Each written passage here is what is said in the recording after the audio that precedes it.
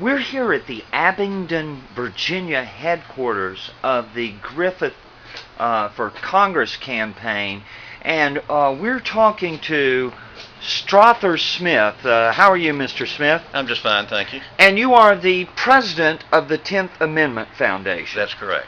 And you are a resident of Abingdon. Abingdon. And could you tell me about a little bit about your background in Republican politics? Well, I was first elected to be chairman of the University of Richmond Young Republicans in 1962.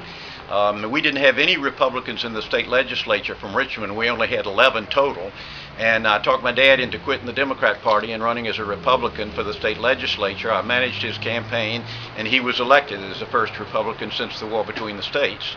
And after that, I was a member of the State Central Committee, the Virginia State Central Committee. I've been county chairman here in this county for 17 years. I'm not presently, but in the past.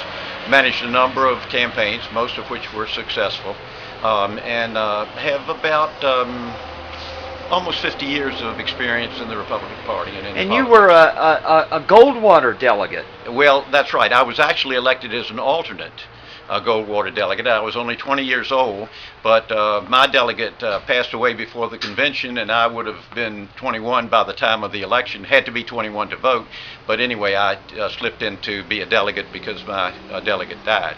Okay, but you were the youngest delegate. That's right. There may have been one other that was younger. Mr. Blackwell, I think, might have been a couple of months younger than me, or maybe a couple of days younger than me, but very, very young. So you've got some experience. Now, tell us about this Griffith campaign. What is your forecast for the outcome of this one? Well, since we control the electoral boards in Virginia because Bob McDonnell was elected governor, I don't think they're going to be able to steal it. And without stealing it, I think Griffith will probably win by about 1,500 votes, even though up until a week ago he was put 10 points behind by all of the polls. Now he's 1 point ahead, and I think he's moving ahead very fast. And what about your projection for the national, the nationally? Well, I've followed these things for many, many, many years, and I was a political science major in college, in addition to the experience that I've had.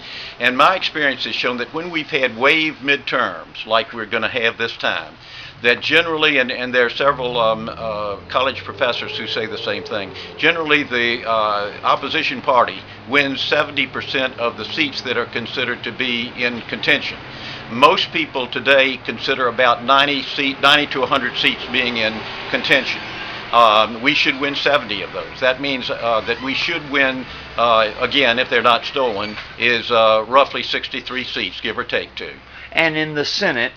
I think 8, maybe 9, but I think we are going to miss controlling it by 1 or 2 votes, and I'm not sure that that's not good for the party and for the conservatives, because that keeps the Democrats from being able to say that anything goes wrong was because of the Republicans' fault. Strother Smith, thank you very much. Thank you. Enjoyed it.